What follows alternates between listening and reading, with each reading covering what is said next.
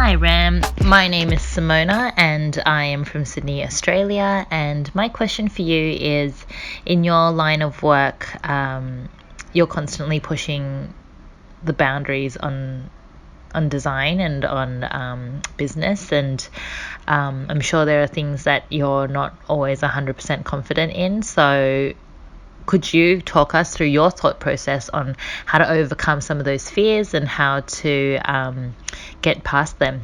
Thanks.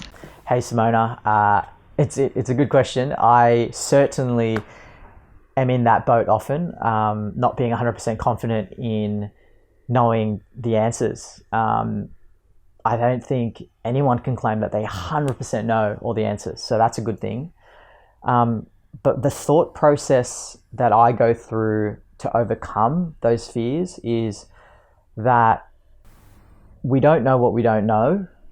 So it's important to be honest and transparent about what we don't know, but to contextualize our answers of what we think that we do know. So even here, I'm just sharing my advice based on my experiences, but there are so many ways to climb up that mountain. And I think it's important to take the good and to leave the bad. You know, people see specialists, doctors, and I say doctors because they get a second, third, fourth opinion for that very reason. Most of them might have different answers or conflicting answers even. So be honest, for one.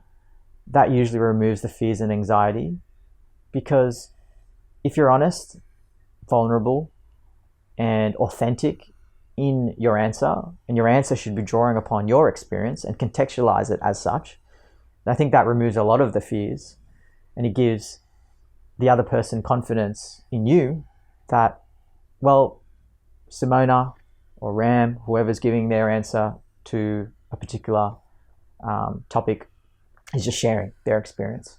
I think that's what we got to always contextualize, that people are just sharing their experiences. Sometimes you got to take it with a grain of salt because you might disagree with a lot of things that are out there in the world.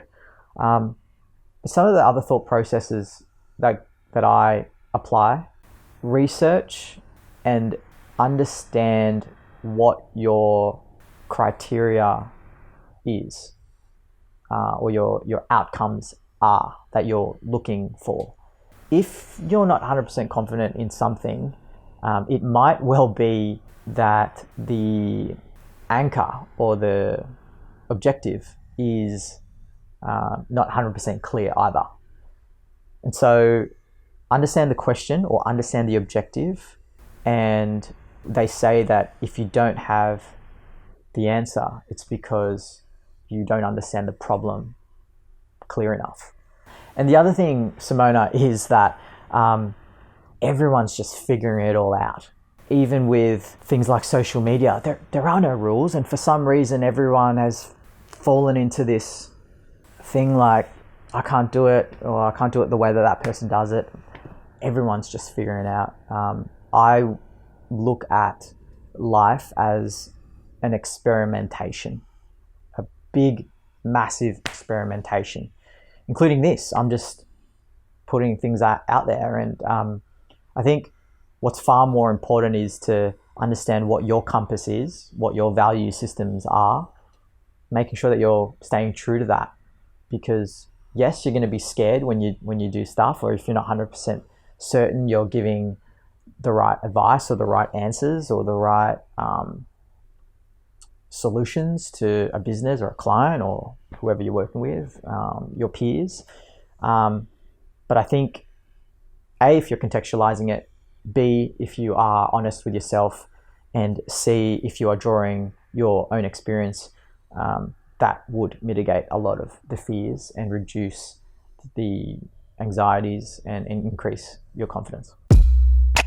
Giants, if you enjoyed this video, I invite you to subscribe to my channel, especially if you're an emerging designer looking to be employed, are an established designer navigating your way, or if you're a creative entrepreneur looking to start or grow your business. My goal is to help you cut the guesswork, see the blind spots, and succeed faster.